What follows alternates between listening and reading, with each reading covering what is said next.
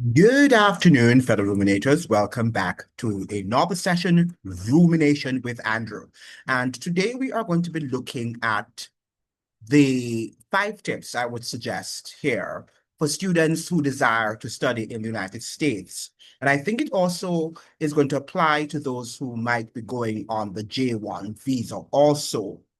But there seems to be right now some sort of hostility towards students who desire to study in the United States of America, in which the Trump administration is having his combats with the elite universities, with the Ivy League colleges, universities in the United States, Harvard University, Princeton, and Yale, and the likes of all those Browns and the Dartmouth. But we see the ongoing saga between Harvard University, the back and forth between Trump administration and the administrators at these prestigious North American universities. Now, gone are the days when Jamaican students and Caribbean students would yearn and would be excited to study in the United States. Those days are coming to an end. If you are reading the papers, if you are analyzing what is happening in the United States, you'll understand that those days might have come to an end. And maybe students who desire to study in the United States might have to seek somewhere else. They might go to Canada or to the UK, to Australia, or to another country in which they are not as hostile towards immigrants and students who desire to study in these universities. It's almost like the United States is implying that, one, international students are a threat. Well, I think that that is what they're saying, that international students on F1 visas pose a direct threat to the national security of the United States. And that is preposterous to say that, to suggest that. I can't remember the quantity of money, but it's huge. The amount of money that foreign students bring to the United States is out of this world. It's a huge quantity of money that they bring into the coffers of the United States just by studying there. If you talk about the Chinese students alone, they pay in cash. And for example, I understand that to go to Harvard is 59,000 or more per annum. Now, can you imagine paying 59,000 US dollars per annum cash? Plus, they have to pay other expenses on campus to live and to eat and to just be there in the United States requires lots of money. The United States is a very expensive country in which to live. Now, having to go through all of the shenanigans and the fact that students are already, anxious in terms of going into a new environment and having to meet new faces, all of these things breed anxiety, right? You'll understand that because it's a new environment in which they have to learn and to live and to survive. Now, for the Trump administration to be suggesting now that for for students who desire to study in the United States, particularly at these Ivy League schools, their visas will have to be, they will have to go through an interview process in which their social media account will be properly scrubbed. Now, that is interesting. So where is the freedom that the United States boasts about and says that it's spreading freedom and democracy to the world? If it is going to have to go through to scrub the social media accounts of its foreign students, that is going to be something unprecedented, unprecedented in American history. Now, I am wondering if parents are listening and they're paying keen attention, or they're just, turning the blind eye that, okay, it's North America and let them do what they want to do. However, I think that it's time for foreign students to show the United States that they can shop around and that they can go to another country and that they can study and have them lose that large sums of money. If students do that, then the United States might have to rethink its position because money makes the world run, right? Money makes the world turn around. So if students should go abroad to another country, to Canada, to the UK, to Australia, to maybe to another country in the Caribbean, and give them that money, then I think the United States will have to rethink its position. We often talk about money in terms of the financial contributions of international students, but let's also look at the skills that they bring to these universities. Make no bones about it, the United States education system is in shambles. The United States education system is in shambles, and particularly in the areas of science, which they're so much interested in terms of the STEM subjects, science and technology, mathematics. You find that students in Asia tend to do better, and in Africa also, than American students. Far better in terms of their acuity, their acumen for the science subjects. They do perform much better than the typical North American student. So they're going there with their skills. Talk about also in the area of languages, where Americans do not pay close attention to that. Also, the studies of whatever language, you find that foreign students tend also to do better at these things and are more, skillful at learning languages, because the North American brain, many of them, from they were children, have been locked into this notion that American English is the language of the world. So if American English is the language of the world, why should I exert any effort in wanting to study another language?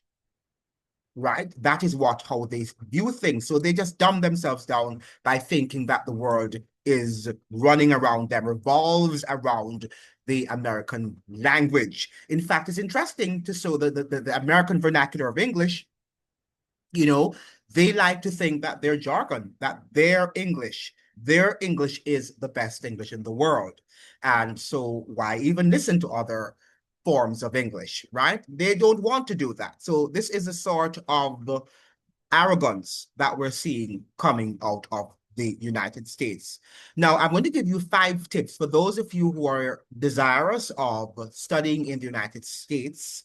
These are 5 tips that you should take if you have the gumption and the courage to tread or to trek those steps to the United States of America to study in one of their institutions, their academic higher education institutions, that is. Now, make sure that you're liking the video and you're also subscribing to the channel.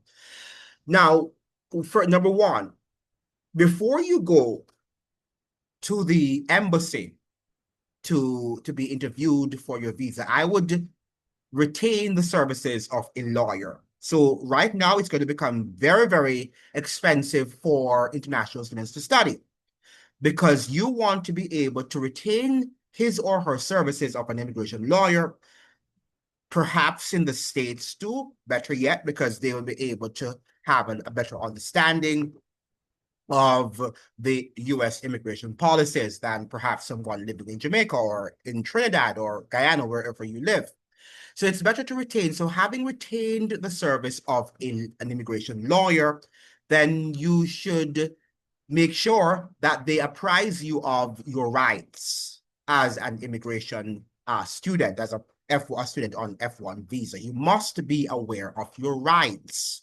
And you might have to read that, having retained the services of that immigration lawyer, have them give you a written copy of your rights, what you should do if certain things should happen. And during your studies in the United States, you might have to keep that lawyer on your book, right, in your telephone, because if anything happens, then you will have to refer the immigration authorities to that particular lawyer. So that's number 1. Make sure that you retain the services of an immigration lawyer. Number 2, that immigration lawyer will also provide for you a written copy of your rights as an F1 visa student or F1 visa holder, as an international student in the precincts of the United States. Very important that you understand that. Number three, guard what you say on social media. You need to guard everything that you say, even some of the language that you use. I know that young people now, some of you're just a symptom of the time in which we live, where people are using a lot of foul language, and they think that they're free, so they can post nude things and they can say, anything that they want to say online. Remember now that nothing that is posted online is private. Once it's posted, it's going to be there forever. Even if you have deleted it, they have access, the United States authorities, through the technology authorities, they are the people like the Zuckerbergs and the Elon Musks. They have access to everything that you've ever said, even and everything that you have ever posted, even when you, the user of that account, would have deleted these things. So I would make sure that I am discreet and exercise caution in everything that you post on social media. Now, if you are courageous, you should be able to say, I stand by what I say. For example, I have a YouTube account, and there are things that I say about the United States, and perhaps it's not going to be liked by Rubio, because I think I should speak the truth while we have some freedom, because freedom will not always last. So if I should be going through an immigration center and the United States stops me, then I'm going to say, yes, I stand. If I think that that is factual and it remains factual up to the point, I will say that I hold on to that truth and that opinion. If they want to say, well, we won't allow you, then so let it be. Because we need more people who are going to stand for the truth and for what is right, though the heavens fall. So I would be very careful of what you publish on social media. Number four, make sure also that you are aware of what is happening on the college campus to which you are going, the culture of the campus, some of the problem situations that that university might have with the current administration. You must be able to make yourself become aware of these challenges, of these controversies, read about them, see what is happening. Note that you are not living now in a land where ignorance is bliss. You have to be informed. For example, if I were going to be a student, I would not go to Harvard. I would not go to any of these elite universities. Why? Because they seem to be universities that are now under review and are targeted by the Trump administration. Now, one would wonder, and I wonder too, why would they be targeting the elite universities when these are the universities that, train all of their future foreign policy makers, and they are the ones who are behind the military industrial complex. Their students are the ones who get the jobs in these big industries and are part of that elite circle. Why are they attacking these universities? But perhaps one of the reasons is because they want to control. Perhaps there are just too many rather perspectives being discussed in these universities. And notice that they're attacking foreign students. So maybe foreign students are coming with a wider scope of perspective. For example, the person who's coming from Palestine would be going there with a wider perspective of what is happening.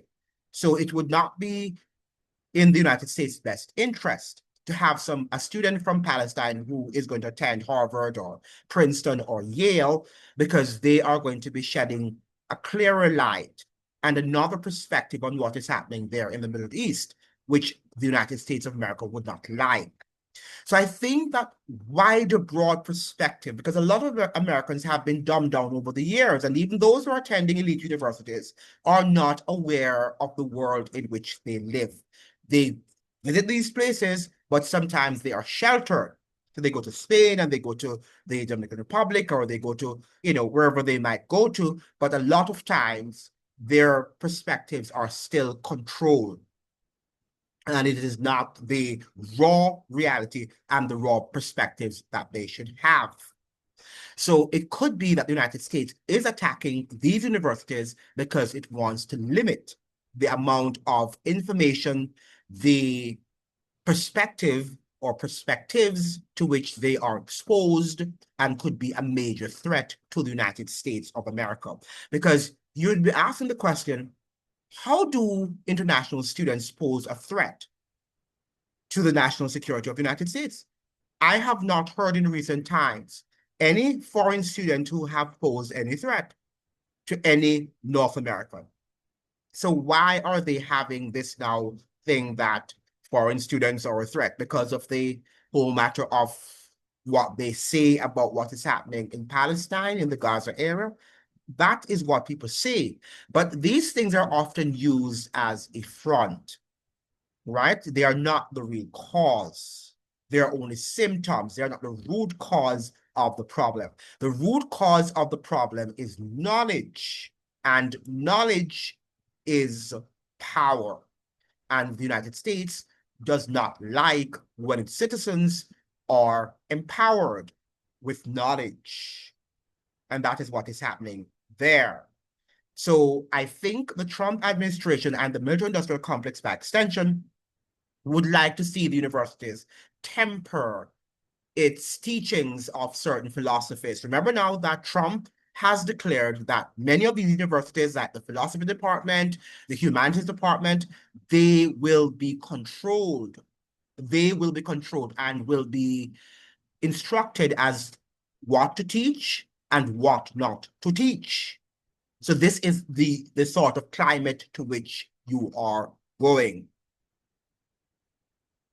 into for those who want to study in the United States. Now, why would you want to study in a country in which you're paying hundreds of thousands of dollars to, one, face the, what do you call it now, the possibility, if not the probability, that you might be deported, that you might be asked to leave, even if you have not finished your degree?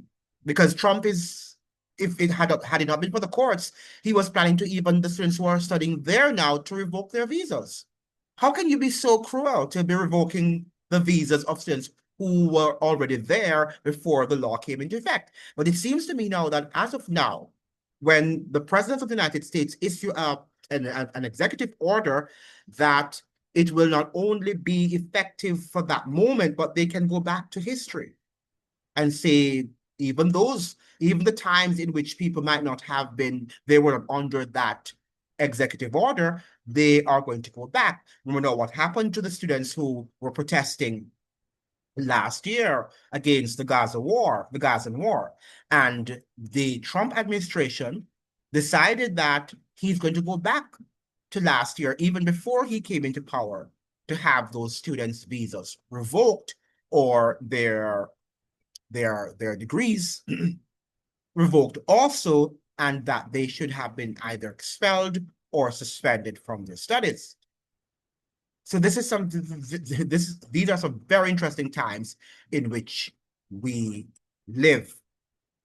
Number 5, make sure you're liking the videos and you are subscribing to the channel. Like the videos and subscribe to the channel. The tip number 5, and you might not like tip number 5, but if I were you, and you are so desirous, you don't think that you want to study in another country but the United States, I would go to a university that is not that well recognized, like the Harvards and the name brand institutions of the United States. Because even though they're name brand and you know that you land a job if you should go to these universities, however, the chances, the probability of your studies being halted, being stopped, are high, right? So I think that you're taking a high risk of going to the Harvards and the Princetons and the Yales, because make no bones about it, many of these administrators, even though they're fighting back, but we don't know if this is a game and who is on what side. We don't know. You can't trust anybody right now. So look at what happened again to those who were protesting against the war in the Gaza area. Now we're seeing that the administrators and some of the professors were the ones who snitched on them, right? Snitched on these people. So we can't trust administrators or professors anymore. And I would like to suggest also that if you go to these universities, how are you going to participate in class? How do you know what to say and what not to say? Because your professors can also betray you and call ICE on you. The administrators can also do the same. We don't know who's working for whom. Because even on these college campuses now, I understand that even colleagues, those who are professors and they're also betraying their fellow professors, their fellow colleagues are being betrayed by them, right? And because people are being paid, they're being bribed. And Harvard universities and these universities, they're not innocent universities. They have been, getting huge donations from government and the military industrial complex. People are asking, why is it that the United States continues to contribute to Harvard and to Yale and to all of when they are so-called private institutions? But what you don't understand is that the government is in bed with the private sector. The private sector and the government together need research, like the military industrial complex. It needs armaments, right? It needs scientific research. So who are they going to contract and send these contracts to? Through the government. That is what they do. They are going to use the government to, um, you know, to increase their influence over these universities. So it's not like the government is really directly doing all of that. It's that the government is in bed in collaboration with private industries. That is how they sit on these huge sums of money. And lots of it include bribery. And that is why the universities can't stand up now, because they're also guilty. And Chris Hedges, an American journalist, he called them out that they were pro censorship even up before the Gazan war. They were pro censorship. These Ivy League schools, especially against their, what you call it now, their the thing that they do there. I forgot the terminology that they use when they're teaching all of the things that they're teaching, right? At these universities, progressive ideas that don't make sense. Woke, right? The woke ideology. They wanted also to censor people who did not conform and who did not believe in their woke ideology, which is really Marxism. It's cultural Marxism. People don't understand that there's nothing new in the world. We think that the woke ideology just came up. These things have been in there for years, brewing, right? But you call them cultural Marxism, and Americans are not going to accept Marxism as a form of, governance. So they have to put it in a new name, and they call it woke.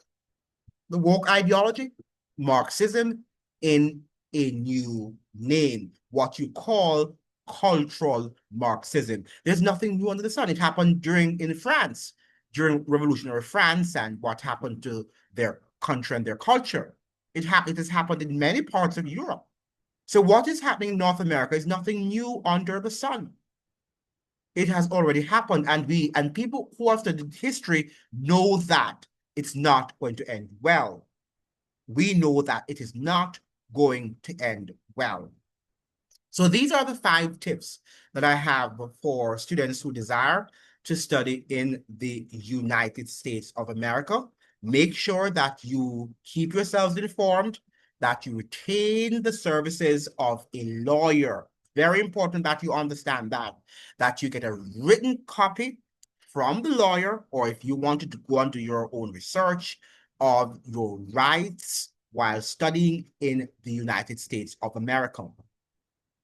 Very important that you do that, because if you don't know your rights, then you will not know what to do when unforeseen occurrences happen.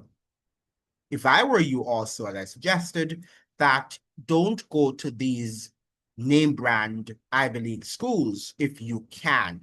By all means, go to a university that is least recognized or that is not as recognized, and that Trump is not going to be having a big squabble with or fights with. Try to do that, right? Because if that is what you want to do, or why don't you go to another university in another foreign country? They'll be happy to have you, and let Americans understand the importance of foreign students to the growth of the United States and the diversity, I should say, of the United States of America and their academic landscape. Thank you so much for joining. I hope that you'd like, share, and subscribe. Like the videos so the videos can be shared with as many people on the platform. See you in another video. Adios.